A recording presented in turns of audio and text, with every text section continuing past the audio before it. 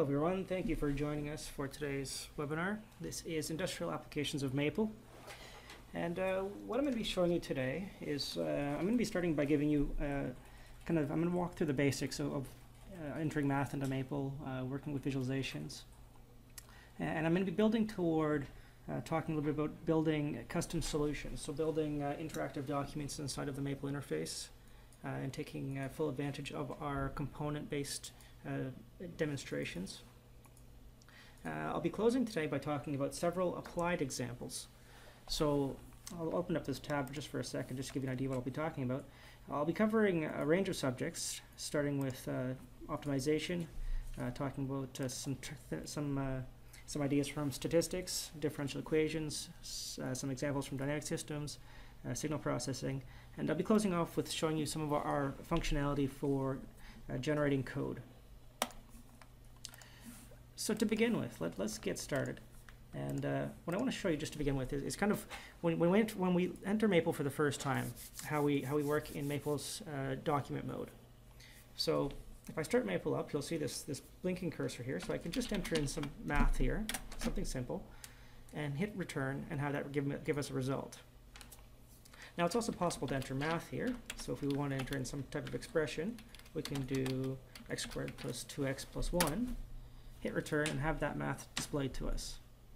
If you want to work away with this math, we can now start just clicking on this and using our clickable math options to do things like, say, differentiate this term and so on. Another easy way to enter in math into our environment is by using Maple's palettes. So the palettes are found over here on the left side, and I'll start by giving you an example here of a sum from k is equal to 0 to n minus 1 of e to the power of k. I'll hit return, and that'll evaluate the sum for us.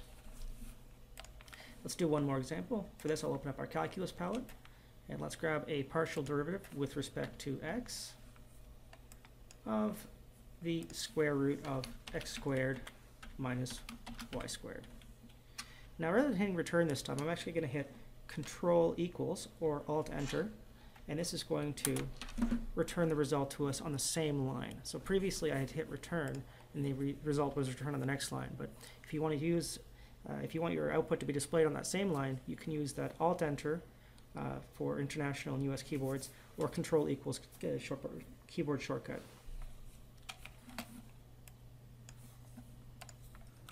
So a couple of more examples I prepared for you today. So let's start by doing another integral. I'm just going to copy this from the enter text here.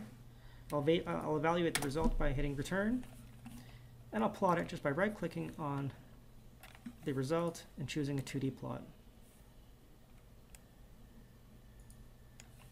All right, let's do an example of a differential equation. So I've entered this into Maple already. I'll hit return, and now we can right-click, and we can go down to solve the differential equation for y of x.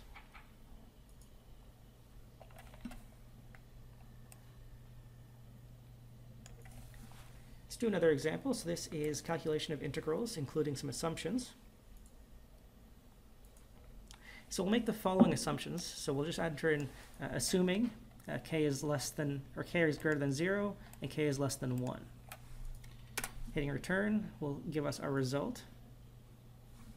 And here's the full result.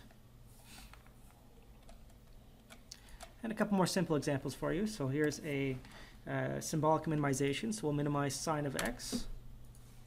And we'll also minimize sine of x in an interval. So we'll, in this predefined interval of x is equal to, the x is from 0 to 4. And as well, we can also minimize this expression. And if we'd like, we can also evaluate this numerically. So here, if we use this eval_f command, we can display this result to 200 digits. And of course, if you'd like to, you can turn this up a little bit and take this out to, say, 2,000 digits, and so on. Now, we could have also done that using the context menu. So if we right-click on this expression, and then we can approximate this to, say, 100 digits, just using the right-click menu. So a couple more examples for you. So let's solve some equations. So here's an equation of x squared is equal to 2 to the power of x. And we'll solve this equation using the solve command for x. Do another equation here with an inequality. So this is less than 10. So we'll solve this equation for x again and have the solution returned to us. So those are a couple quick examples of just doing some mathematical operations and working with mathematical expressions inside of our interface. So let's now talk a little bit more about working with entering data and entering matrices into Maple. So for doing that, I'm going to open up our matrix palette. And I'm going to start by just showing you how to create a quick 4x4 identity matrix. So I've just dragged out, click choose here, and I've just dragged this out to 4x4, chose the type to be identity, and I'm going to insert that matrix. And similarly, we can also do a 5x5. We can make this one filled, and we can make it one filled on the main and upper diagonal. And we can also do things like enter in row vectors in the same way. So let's make this a 3-element column vector. And we'll flow this with random entries. We'll choose random here. We'll just insert that. Now it's also possible to enter in much larger matrices, and to do so I usually recommend going over and using the matrix command. And the way we structure the matrix command is to enter in matrix with a capital M into Maple, and then give it the number of rows and the number of columns. Now if we just ignore this last argument for the moment, we just enter this in as such, then Maple will create this 2500 by 200 matrix. And it won't show you all 2,500 lines. That's just going to take up too much screen real estate. So instead what it's going to do is it's going to display it in a matrix summary form. So if you'd like to now go in and view all the entries in this matrix, you can just double click on this matrix summary form, and it'll bring up the matrix browser. So if you don't give a third argument for the matrix command, if you just give it the number of rows and the number of columns, all it's going to show you is zeros. So you're just going to assume that 0 is the default value for all those entries. But instead, if we say were to put 1 here, it would fill that whole matrix up with 1s. More interesting is if we give it some type of generating function. So here I'll do rand 1 to 10 in order to fill the entries of this matrix with numbers from 1 to 10. And now we've generated a very large matrix filled with random values very quickly using this matrix command. And I'll even prove to you that it's entirely random by bringing up this plot of our matrix. Here you can see that the darker values correspond with 1 or lower numbers, and then we go up to 10 at a white. And basically you can see there's no period here, there's no function through this data. This is essentially just random data. And another important consideration for the matrix browser is that we can also use this to export directly to XLS. So if you wanted to use Maple to, say, generate a large random data set and then export this to Excel to do some type of further calculation, you could of course now click export and choose to export this to an Excel file, save this on your desktop, and you'll have an Excel XLS file with all of this data stored in it. So I'll show you one more example. So this is working with eigenvalues and eigenvectors. So as an example, let's take this matrix here. So I've just basically put in Maple, this matrix. And what we can do is we can use commands such as the linear algebra characteristic polynomial command. And I'll just run this really quickly just to see what the result is. So this is the characteristic polynomial of this matrix right here. And we can do also quick things like we can generate a plot of this using the plot command. So we'll do plot of the characteristic polynomial over a range, x is equal to -15 to +15. And there's the plot of our characteristic polynomial in that range.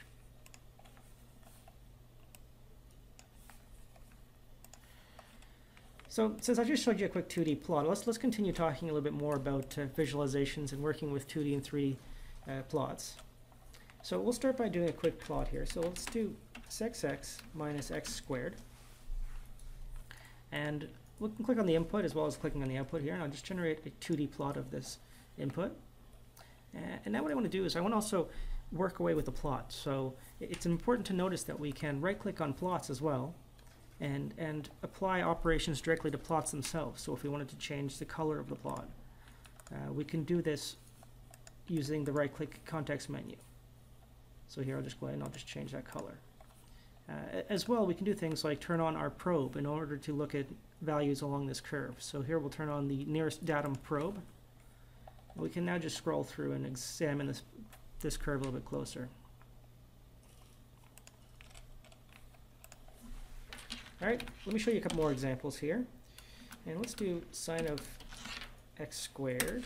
I'll just enter this into Maple, and then we'll do sine of x over 2. All right, and I'll generate a plot of the second one first. And do a 2D plot. And then what I want to do in this example is I want to take the first expression, so sine of x squared, and I want to superimpose that expression on top of this second plot that I've just generated. So to do so, all I need to do is actually go back, grab this output, highlight it, and then just drag it down and drop it right on top of the other existing plot. So that's a quick and easy way to take two expressions and put them on the same plot. Now this, of course, is the same idea as essentially using our plot command and using a sequence of plots. And I've got another example here, and this is using the actual plot command with a sequence of Bessel-J curves. And whenever you're using the plot command, and if you want to give it a sequence of curves, you can use this list notation. And the list notation is denoted with these square brackets here. So if we give it plot of this square bracket list of sequence of Bessel-J curves, we can also then give it a range. So say if we want to show values from x is equal to 0 to 10, and if we want to fill the area between the curve and the x-axis, we can give it this filled option. Putting all these together, we can now generate this sequence of 4 curves. So you can see the result. They're quickly generated using this plot command.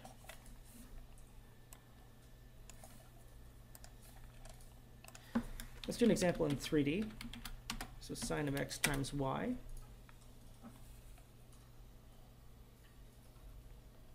I can right-click on sine of x times y, choose plots.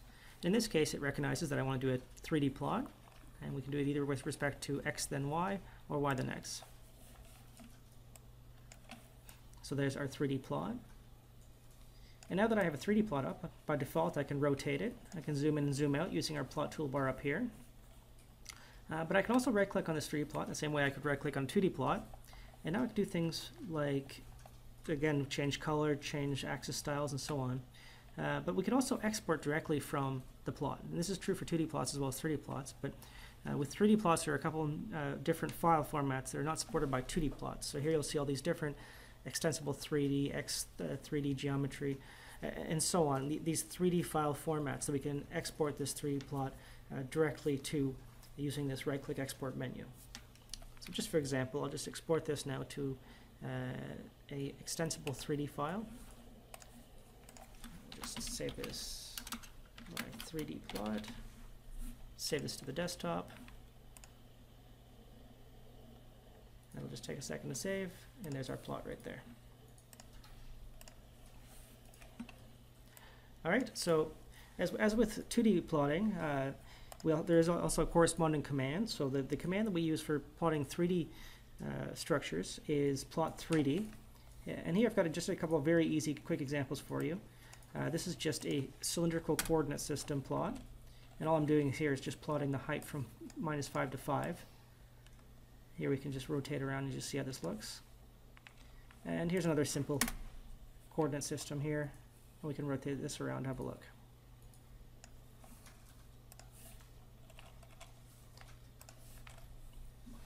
Now, another way of building both plot code as well as building plots themselves is by using our interactive plot builder. So say if we enter an expression, something like x squared plus y squared, we can right-click on this, and as we saw before, there's a couple different options here under our plots menu. But at the bottom of the list is our plot builder. So if we choose plot builder, we can now go in and actually construct a plot and give it all the different options we'd like. So here, if we wanted to change the x-axis values from -10 to 10, or say going to our further options in order to add things like titles. So I'll add in a title. I can turn on and off the axis. I can change the grid size, change the coloring scheme. I'll leave everything alone for now. We can preview this before we send it back to Maple. So if we're happy with this, we can plot this. But instead of plotting this, what I'm going to do is I'm going to use the plot builder in order to actually return some command code. So if you click plot here, it'll just return that plot that we just saw in the preview. If you click command, it'll actually go through, it'll return the command for you. So I'll just do that one more time. So on plot, return plot command, and I'll just click plot here. And there's the actual 3D plot command there. So now I can just grab this, drag this down to the next line, and run this. So here's our plot. Now, this is great if you want to now kind of use this as a prototype. So if we wanted to change x-axis values, we can just now work away and change this. Or y-axis values. Or if we want to remove our title or do any other type of options, we can do this directly in that command code. And another thing we can use the plot builder for is, of course, to generate things like animations. So say if we take the same expression as before, so x squared plus y squared, and we multiply it by a term with a parameter, so sine of a. And we want to see how this surface changes as we vary a over some values. So we can again go to plots, plot builder, and instead of choosing to make a plot, we can choose to make an animation. And we can choose the animation parameter a to be from 0 to, we'll leave it at, actually we'll just leave it at 10 here, so we'll make it from 0 to 10. And if we just return plot here, this will actually return that animation for us.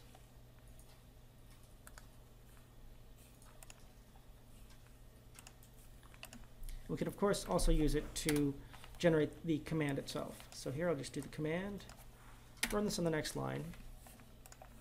And once we have an animation open in our interface, we can play this back. You can see how this changes over different values of a.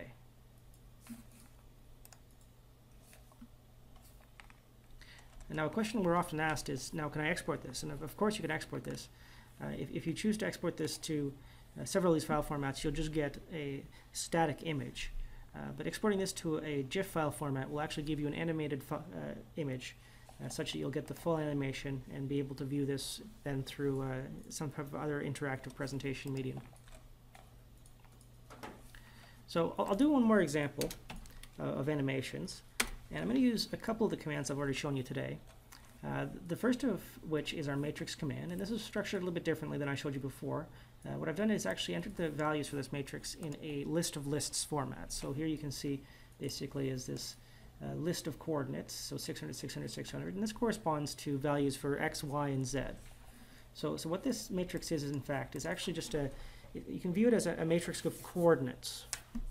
And our second command here is just another simple plot 3D surface. So all I'm doing is just doing a sphere of radius 1 here. And I'll just turn off the axis just to give this more of a sphere appearance. But the important part about this 3D plot here is I'm specifying this viewpoint equals path option. And what that's going to do is it's going to let us view the surface underneath this coordinate matrix. So what we're basically doing is we're starting now, we're viewing this sphere from 600, 600, 600. And what we're going to do is we're going to basically use this path, this matrix as a path. And we're going to step down to 400, 400, 200, and then 100, 100, minus 400, and eventually landing on the surface 1, 1, 1. So I'll show you exactly what I mean by playing back this animation. So here you can see we're actually moving around the sphere, zooming in, and landing on the surface. So let me just make this a little bit slower. I'll play that back one more time.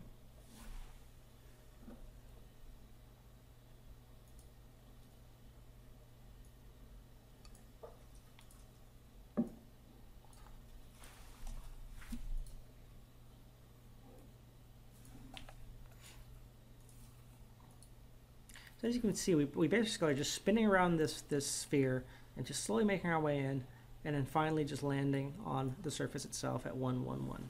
So that's kind of a neat way of just nesting a couple of these easy Maple commands, these very commonly used Maple commands, matrix and plot 3D. And before we move on to talking about solutions, I wanted to quickly mention our plotting guide in Maple. So if you go in and you have a look under plotting guide, this will bring up the collection of visualizations that we have available to you inside of Maple. So here you can view all of our different visualizations, and if you're working within a certain field, if you're working in, say, like something like stats and finance, you can go and you can have a look at our statistical and financial plots in order to view, first of all, the collection which we have accessible to you, but in also order to figure out what type of plot might best serve your data. So there's lots of different plots here. This is called the plotting guide, and you'll find that inside of our help system. All right, so now let's move on and let's talk about building custom solutions.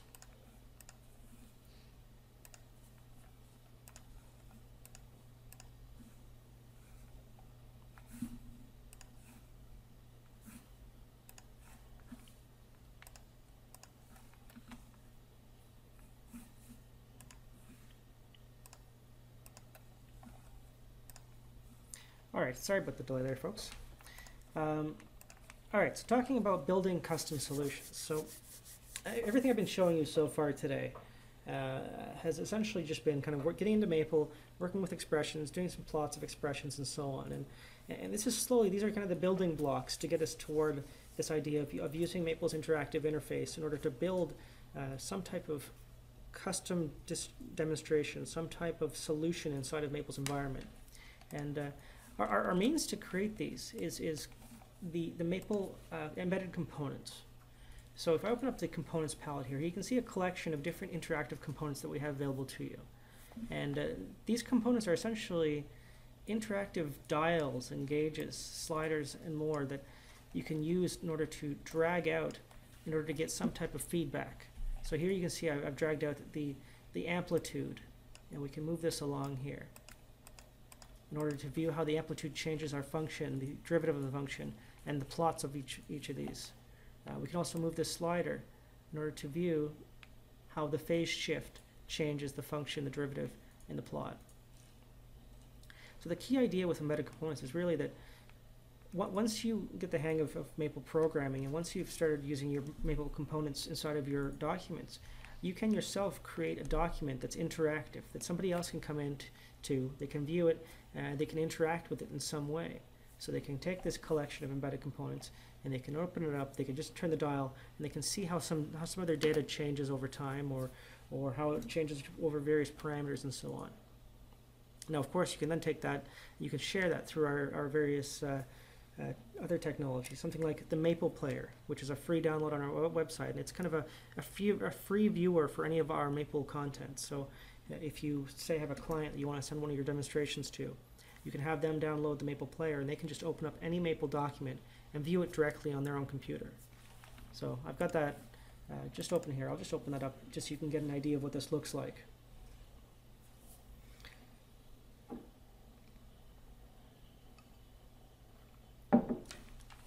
And just while we're waiting to open that up, I'll start to talk a little bit more about building these interactive demonstrations. And with these demonstrations, it's really rather simple. All you really need is a couple of tools. So here's, say, a dial, and here's a plot.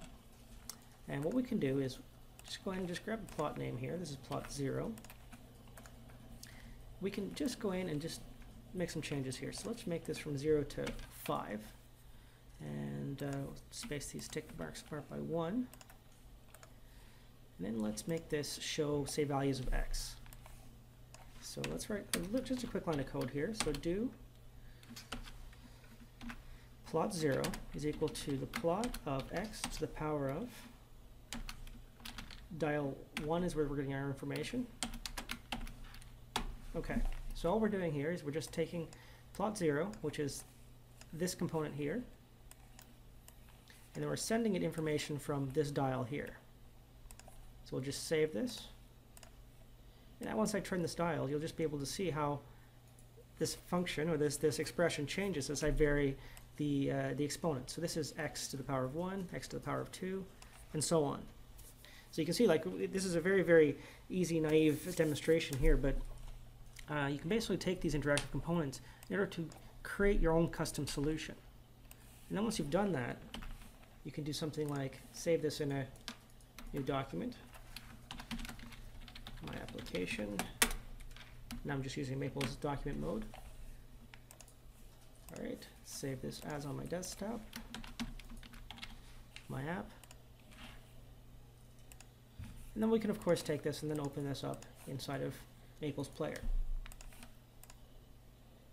Once we have it there, we can then of course interact with it in the same way we could in Maple, or view it if it's just text. You can basically use Maple's player as that deployment mechanism for any of your interactive content. Alright, so moving on, I want to talk a little bit more before we move on about some different options that you have for creating content. And in some cases it's actually as easy as just running one of our built-in commands called explore to generate this type of application.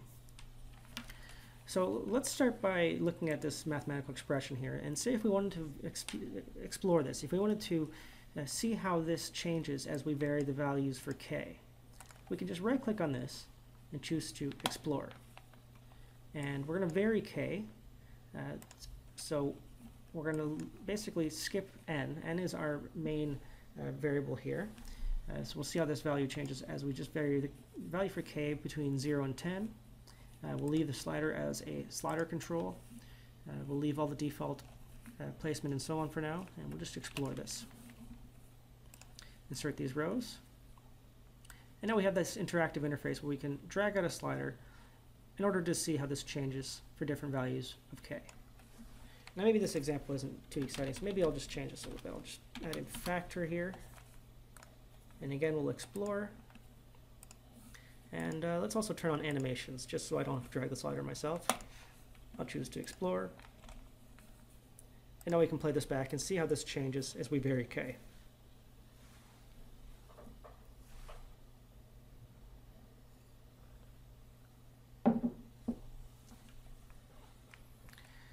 We can of course do this with graphics and plots too. So I've just entered in a plot here of cos of ax times sine of bx. So we're going to vary this over two parameters, a and b.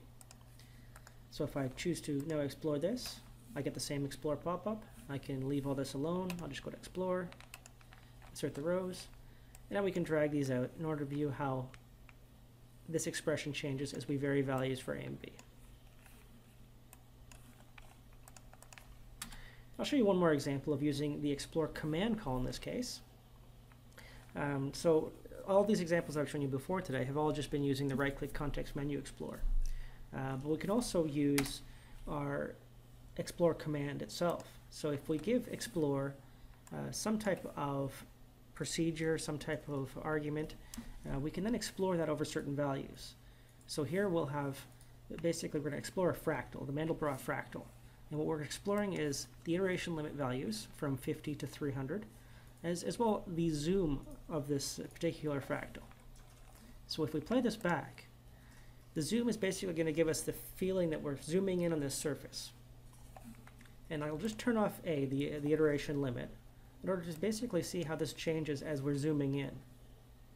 So this is a really nice, one of the nicest characteristics of the explore command call is we can actually turn off one of the parameters at any given time in order to have explore run an animation, and we can see how things are changing as we vary this iteration limit value. So as I mentioned, you can use this explore to really take and build applications. And if I go back up now, I'll grab this collection here of components that explore created. And I can of course go open to a new tab, open this up, save this, and here's my second app.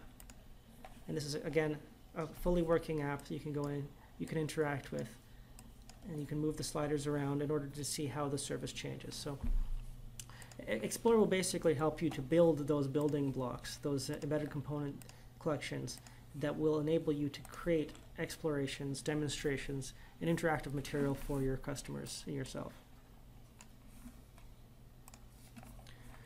All right, so let's move on now. Let's talk about some applied examples. And beginning with applied examples, I wanted to go and take you into our math app guide. So our math app guide it's a collection of this type of interactive document that I just was talking about within this building custom solutions section. And now a lot of these have been customized for the education sector.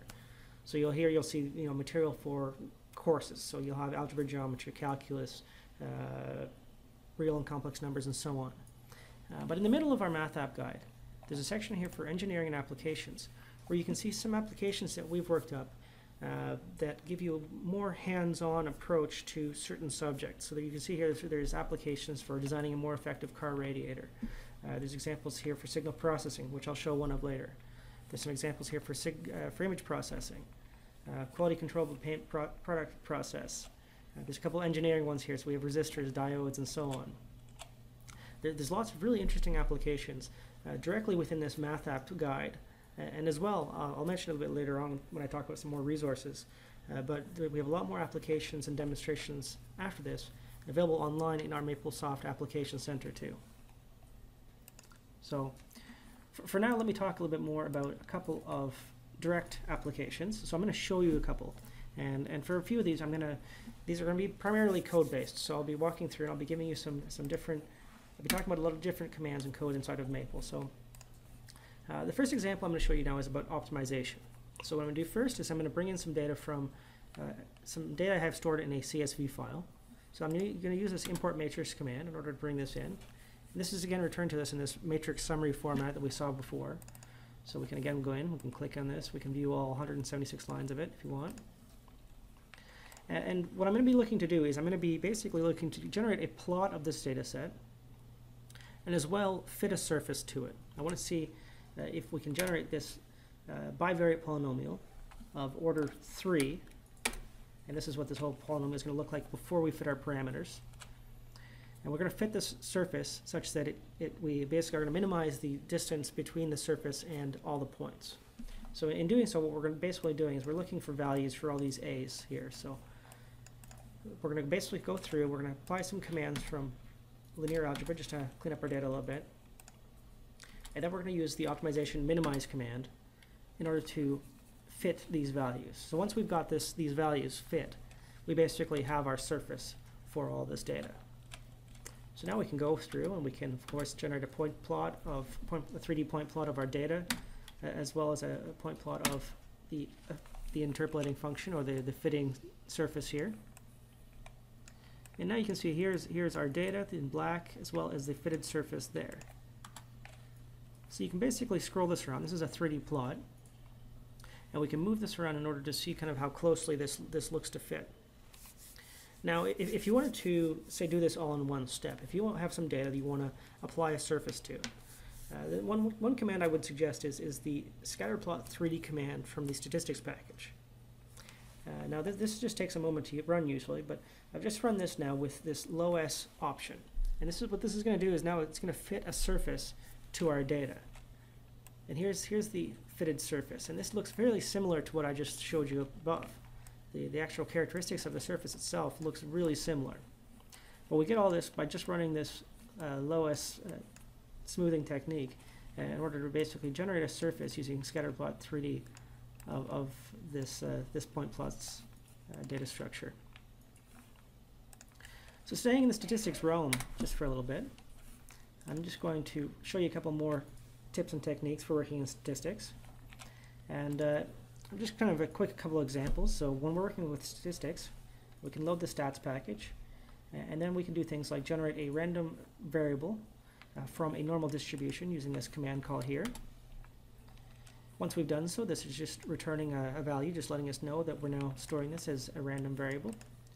And now we can do things like find the mean of this random normal variable, which of course is 0, and the expected value of x squared, which is 1, and do things like the CGF of x. Sampling, we can also do sampling really quickly. So here I'll do a sample from a normal distribution of size 10. Since it's only 10 large, we'll basically show the whole thing on the screen, but we can also generate much larger samples. So here's a sample of size 10 to the power of 7 instead. And once it does so, it again returns us into a summary format that we can then query into in order to return key variables from. So I'll show you a couple more examples here. And I'm going to go through and just declare some data. So I've just put in, I've just done a couple of samples here, taking normal random variables. And I'm now going to use the explore command. And you can find this example on the statistics visualization page. And this is an example of excising data. So we basically just got a distribution here of random data. We can either show this with a scatter plot or a sunflower plot. I'll show this with a scatter plot for now. And we can just excise a certain amount of data here. It probably makes more sense to go positive for now, just so we can see this data slowly going inward. We're clustering away, we're excising lots of data, and we're just kind of removing a lot of the excess data here. And this can sometimes be even clearer if we do a sunflower plot, because we'll see the point distribution slowly drying up in the center here. We're getting closer and closer to having no points near the center. So that's one neat example using our explore command. I'll show you another example here.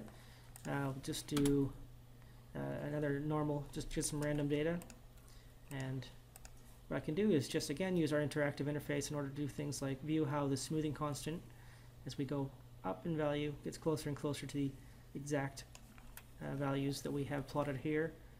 Or as we go down lower, we can actually just have kind of a more of a smooth curve flowing through these data points. So there's lots of more examples I can show you here within statistics, and we do offer other webinars that do give an introductory view of stats and data analysis within Maple, and you'll find a lot of those on our webinar center online.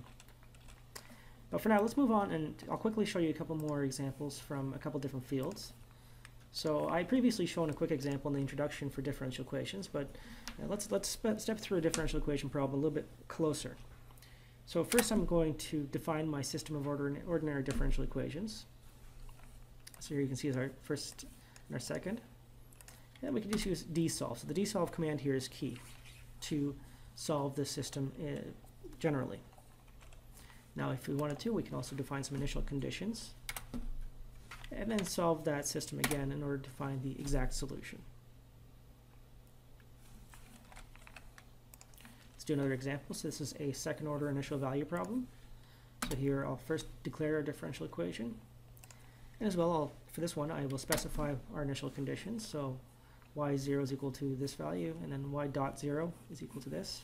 And then we can use dsolve in order to solve this, in this case, numerically. And if we solve it numerically, what we actually get is a procedure returned to us. And once we have this procedure, we can query the procedure for values in a certain range. And one way to certainly do this would be doing something like an ODE plot of this procedure. This will basically allow us to go back and query our solution space over a certain range. So here we can query into dsol1, and we'll just get the values from 0 to 1 using this ODE plot. I'll show you one more example of this type of numeric solution here. So here's another differential equation system. This is a nonlinear boundary value problem. And we'll solve this numerically. And we'll solve this with this array, output equals array, such that we get kind of a solution space. And we can again visualize this solution space here using the ODE plot command.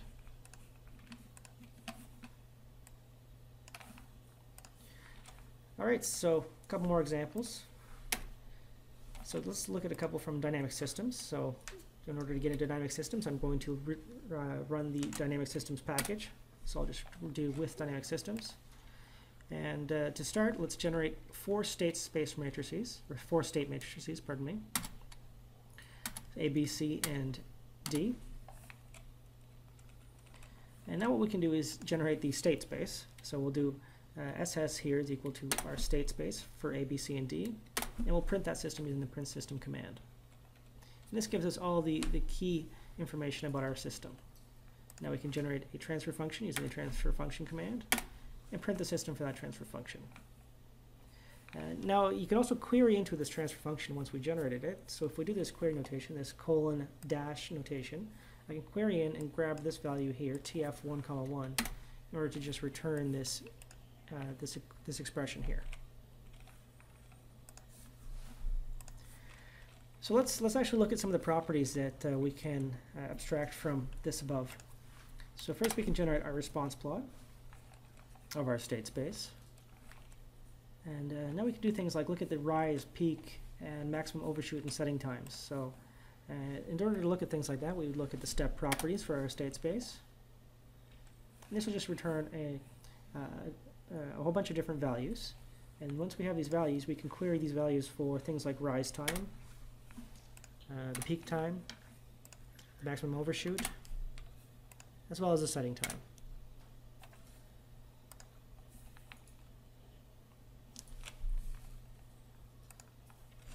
Alright, so moving on, let's do another couple of quick examples from signal processing. So I'm going to show you a new application. This is called filtering frequency domain noise. You can also view this within our math app guide. And so here is our demonstration for today, and what we're going to show within this demonstration is we have a data table containing 1,024 experimental data points. And the first thing you'll see here is our signal plot of the data. Now, from the plot, you can see that there might be some underlying trend in the data, but it's a little bit unclear. You know, there might be something we can look at here, but there's also a lot of extra. It could be noise, it could be high frequencies, it could be a lot of different things here. So if we first look at this in the frequency domain, so we can apply an FFT to the data, and then look at the power spectrum here. We can basically see that from the power spectrum, there's really two dominant frequencies, as well as there's a whole bunch here of high frequency noise, or potentially noise. There's a lot of high frequency information down here. So what we might want to do is apply some type of filter in order to filter out some of the high frequencies. And what I've done here is I've written up a quick procedure that goes through, and it uses a couple of commands from signal processing. One to first generate finite impulse response filter taps, and then apply that using the finite impulse response filter. And then what we're doing is just taking that and sending it over to some signal plots from signal processing. Now the last step is actually to use the explore, and the reason I'm going to use explore here is because I want to explore different values of f. I want to explore basically trimming out certain frequencies from the power spectrum in order to see how this cleans up our signal. So in the demonstration that we just generated, what we get is basically our initial plot, as well as our filtered signal here, and then the power spectrum. So all these are original right now. These two are identical at the moment. But let's start now just removing some of the high frequencies. And when I'm starting to remove these, you'll see that the bottom plot here is we're slowly losing some of the high frequencies. And at the same time, what we're also getting is some of the excess, kind of the actual amplitudes, the highs and lows are kind of going down a little bit here. We're getting a little bit of a cleaner signal. So I'm just going to continue smoothing or taking these away. And this may or may not look good through the WebEx. I'm not really sure, but if it doesn't, the application itself is called filtering frequency domain noise, and it's within our application guide. So feel free to have a look at this and just run it on your own machine. But here you can see now I basically filtered out a lot of those high frequencies, and now we've gotten a much clearer signal. So in doing so, we basically end up with the original data plot here and a signal where we have a little bit easier way of identifying some underlying trend within the data. So I'll show you a couple more examples, or where to find some more examples for signal processing a little bit later. But before I do so, let me show you some more options for code generation. So in order to do so, I'm going to pull up our code generation assistant. And you can find that under our Tools menu. If you go to Tools, Assistants, Code Generation. And the Code Generation Assistant, what it lets you do is basically take some Maple input, and here's just a quick example of some Maple input, and then translate this to a number of different target languages. So within Code Generation in Maple, we can translate to C, C#, Fortran, Java, MATLAB, Perl, Python, and VB. So here we have the example of the translated code for C. You can also translate this to Fortran, or to, say, Perl or Python.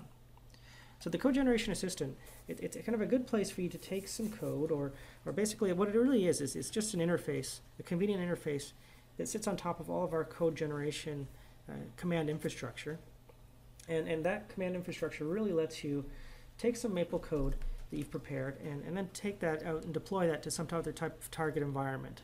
So say if you're using Maple for prototyping, and you're using Maple to generate some Maple command code that you then test, you look at the mathematics behind it, and then you want to take that out and translate that out to Python code. You can do so directly using our code generation facilities. All right, so with that said, I wanted to now give you a couple more resources to look at for Maple in case you're looking for some more areas and you wanted to explore a little bit more of what we've talked about today. So first and foremost is our help menu. So you can go up to just Maple Help and go into the Maple Help system as such.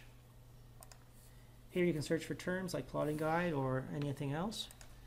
But we can also use the question mark keyword operator in order to search directly from Maple's interface. Or we can of course also just use our help quick search up here. So if I type in something like int, I'll be able to go and query our help system for anything that matches up with int. So here I can see this is the int command. I can copy out the calling sequence directly from this pop-up here, or I can click on it in order to go in and view a little bit more in our help system. So there's also previews down here. Here are some of the math apps that we're pulling from our Mobius Cloud on the web. And there's also lots of other material we can pull directly from this help search. A couple other things I want to draw your attention to within the help system is our manuals. So if you go into manuals, resources and more, look under manuals, there are two here. So there's a user manual and there's the programming guide. So the user manual it's kind of a great first step when you're learning to install Maple, just kind of the basics of how to get going with Maple. And then the programming guide is a more advanced resource. So once you're more accustomed to Maple and you want to get a little bit more advanced programming techniques, I would recommend looking at that. So both of these are excellent resources and really good places to go to start learning Maple. Now on the web, I had mentioned things like our application center. So I'll just go to that right now. So that's www.maplesoft.com/applications. So here we can go in and we can browse. There's several thousand different applications here, and if we wanted to say continue on the talking signal processing, we can go in under engineering, signal processing, and open up various applications that have been generated. And a lot of these are the applications on our web are different. I mean, some of them look like the filtering frequency domain noise application I showed you before, but then we also have white papers. We have master students who are putting their thesis work up here. We have our own developers who are doing new packages and new commands that they're putting into applications here. So there's a lot of really interesting applications that you can find within this application center.